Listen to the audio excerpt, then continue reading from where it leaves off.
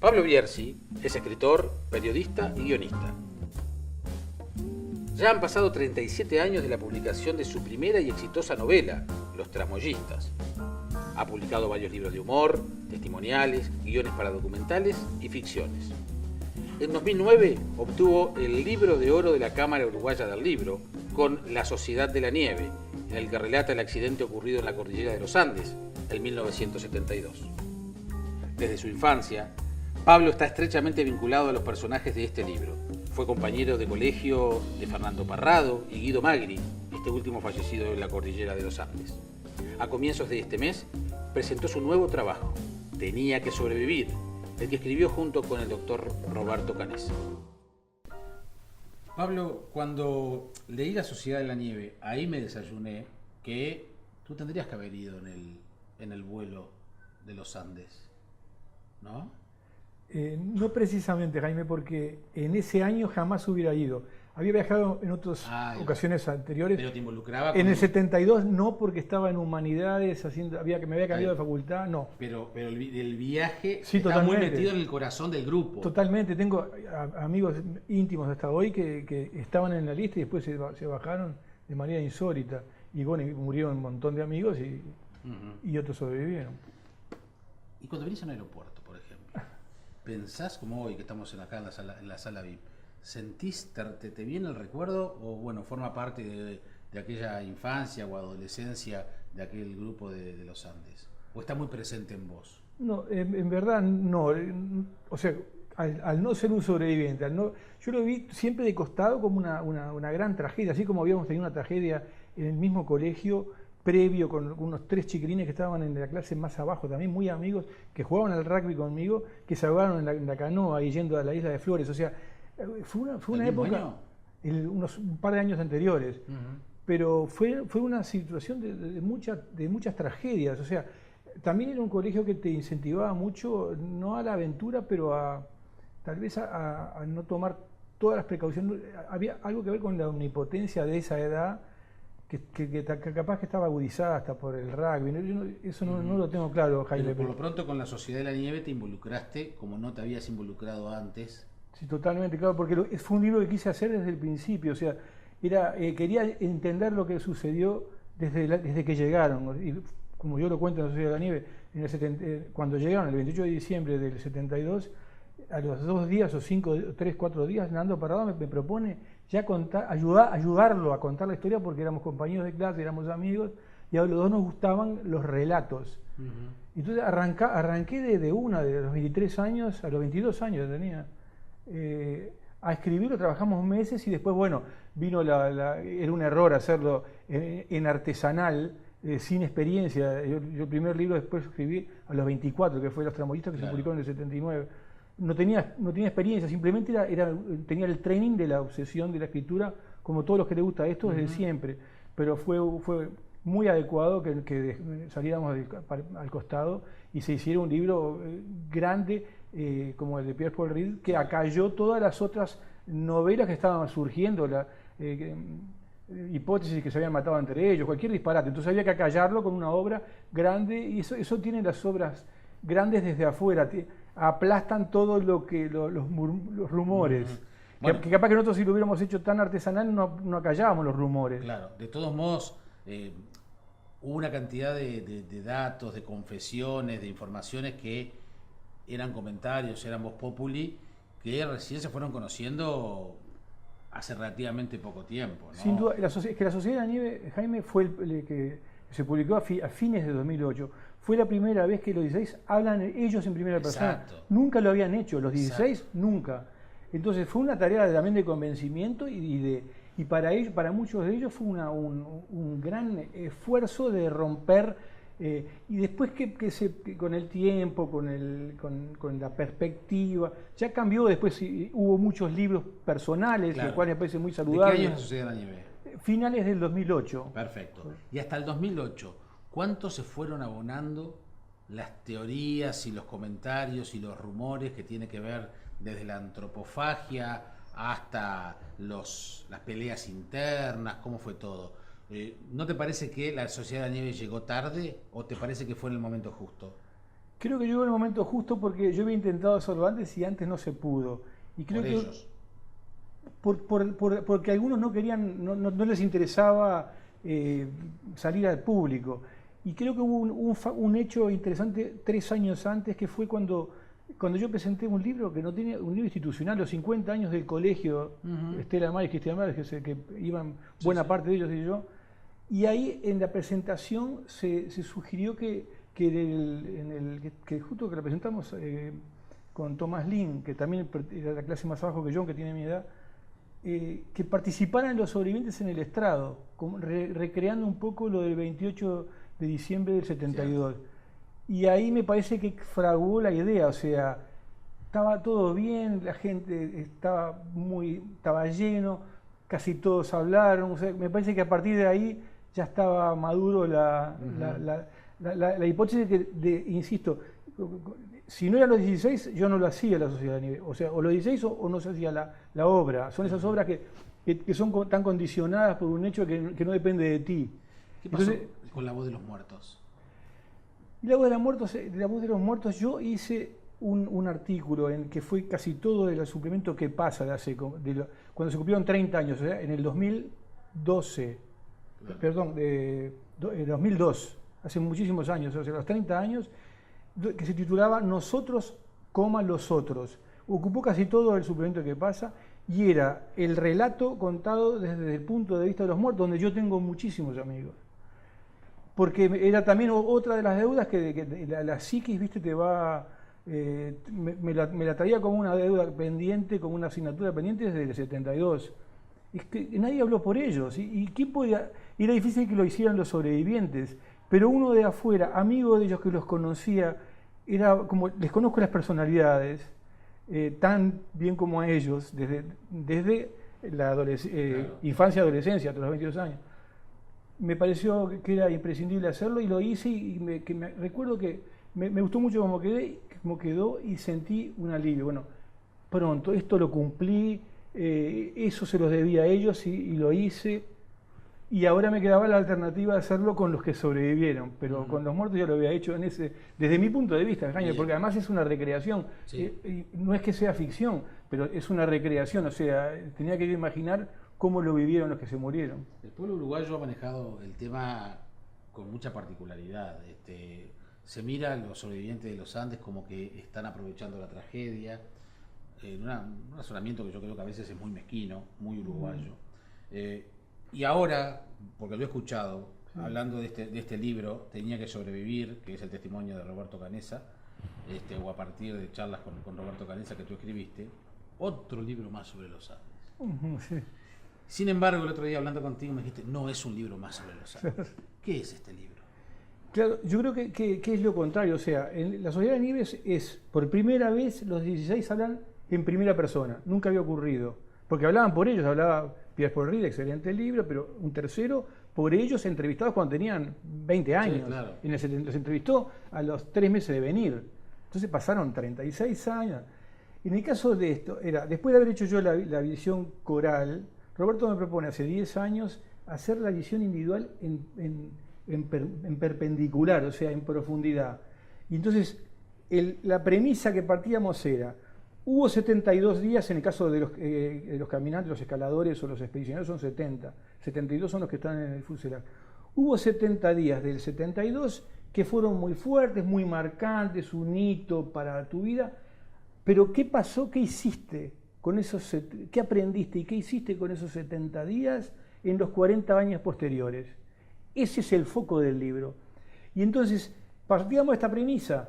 ¿Qué coincidencia que Roberto se dedica en esos 40 años, digo, desde que estudiaba hasta que se recibió, hasta que se dedicó específicamente al palpitar de los corazones de los niños con cardiopatías congénitas, niños y recién nacidos y fetos? ¿Qué paralelismo había eso, en ese vivir en la cornisa, en el umbral entre la vida y la muerte más delicado e imaginable? Con él como protagonista.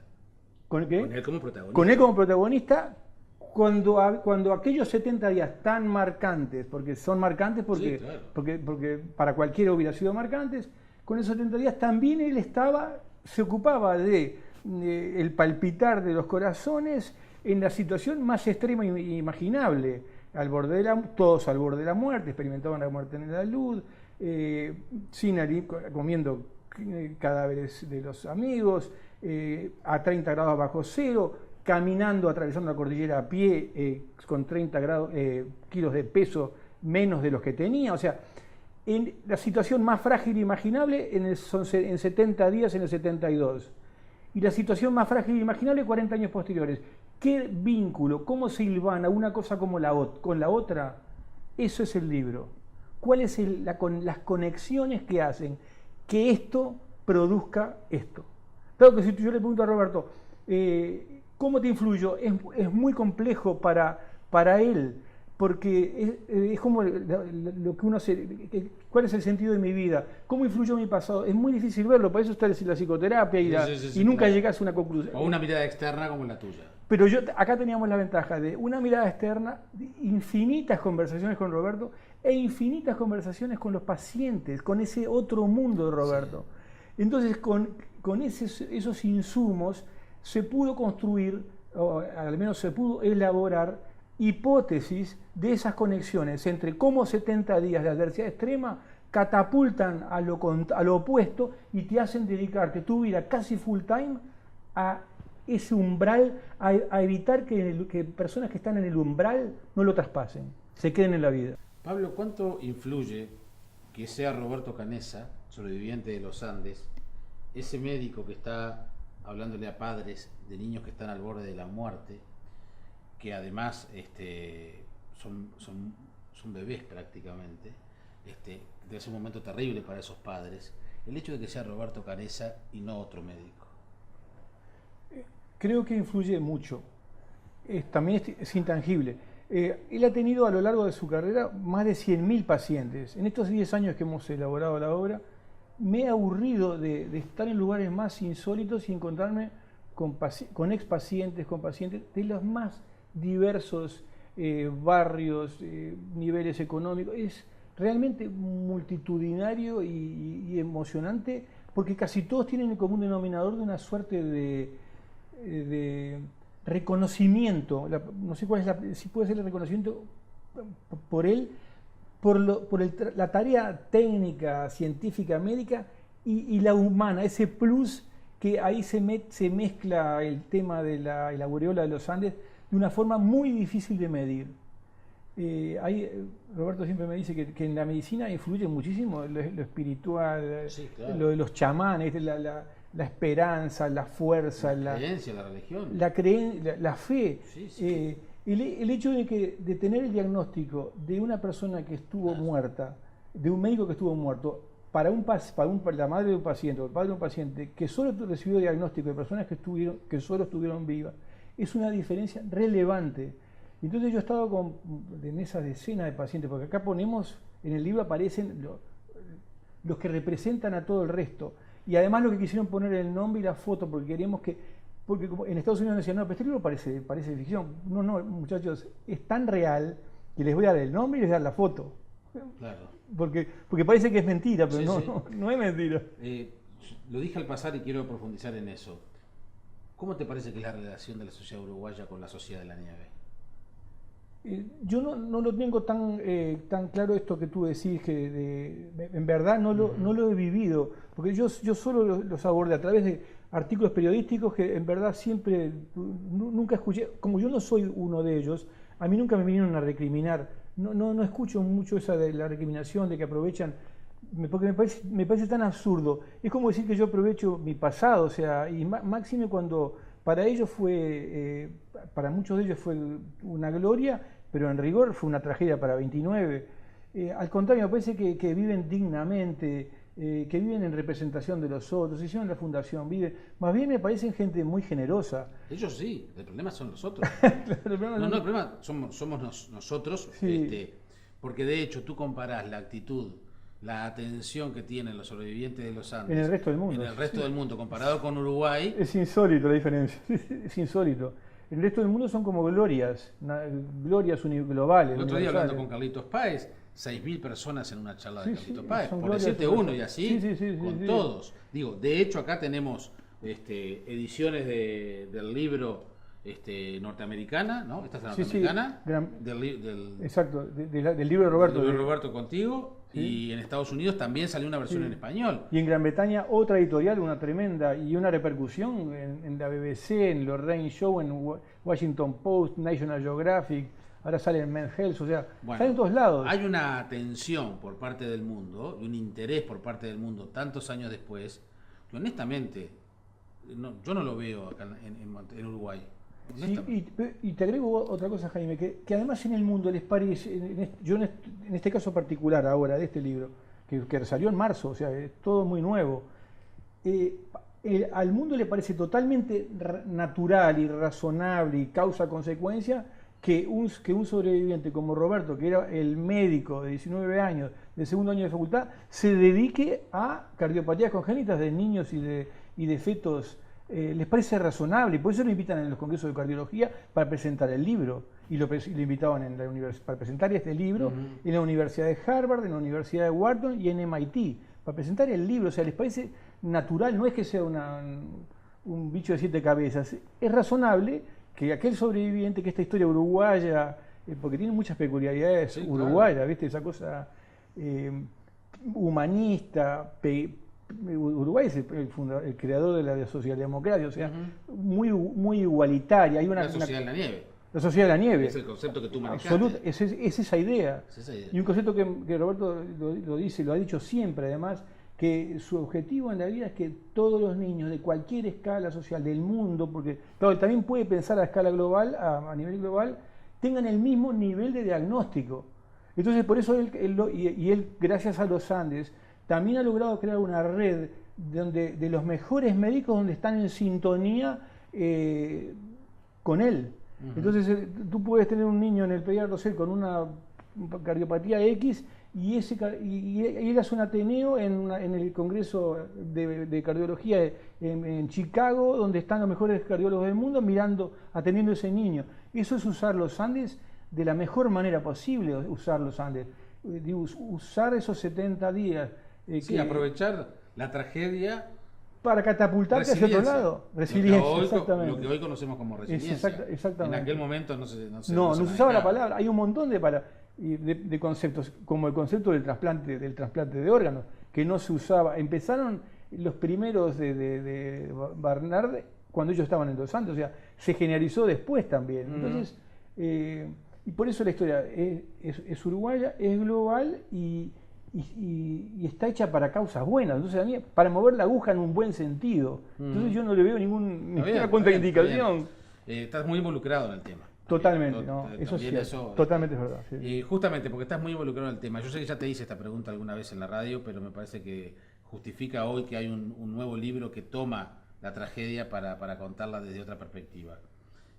Justamente porque estás tan involucrado. ¿Cuánto no sabemos de los Andes? ¿Cuánto no sabemos del episodio de la tragedia? ¿Cuánto nos queda por saber? ¿Sabemos todo ya? No, de ninguna manera, porque si tú buscas las 3 dimensiones y profundizás en todo lo otro que excede a las dimensiones de lo real, como fue una situación tan extraordinaria donde cada uno de ellos, las potencialidades se multiplicaban, entonces no eran las personas normales como estamos acá sentados tú y yo, entonces mucho de eso no se va, es muy difícil abordarlo. En el caso de Roberto, son 10 años para una persona y de a poquito, por ejemplo, la caminata. Él me confesó, nunca rehice en estos 40 y pico de años el día a día de esa caminata, de 10 días atravesando la cordillera pensando que te morías. Nunca lo había hecho porque era un ejercicio doloroso, un ejercicio, como por ponerte un ejemplo. Sí, otro elemento que está en este libro que no lo habíamos contado con detalles, mientras ellos caminaban, esto estoy volviendo a los Andes, no toda la parte esa de la sanación, que para mí es lo que más me interesa de este libro, sin ningún género de duda, la consecuencia. De acuerdo. Pero, por ejemplo, mientras ellos caminaban 10 días por las cimas de la montaña, el papá de Roberto, junto con el papá de Roy Harley, junto con el papá de Carlitos Páez, junto con el papá de Gustavo Nicolich, más 2 pilotos intrépidos, Rubén Terra y Eduardo Lepere, que están en el libro, más otros tripulantes lo buscaban en un C-47, que no puedes creer, es un avión de 2 motores de la Segunda Guerra Mundial, que casi se prende fuego 2 veces. Los mismos días, ellos están acá abajo y ellos están acá. Y ellos los escuchan, pero nunca se vieron. Es una situación única, es rarísima. Es desesperante. Ellos sabían que lo estaban buscando y ellos no los veían, y ellos nunca los vieron, pero para Roberto, el malacate ese, la ganzúa de que los están buscando, donde sospechaba que el padre estaba arriba porque habían dicho que habían escuchado en la pequeña radio Espica que en el C-47 iban padres de accidentados.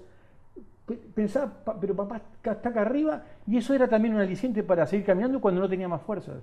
O sea, como él dice, el cuerpo claudicó, no obstante la mente, después es lo que tú preguntabas, si no sabemos todo, la mente detonó energías y fuerzas que no tenían la más remota noción que tienen, y que hacía que las piernas caminaran. ¿Qué es eso?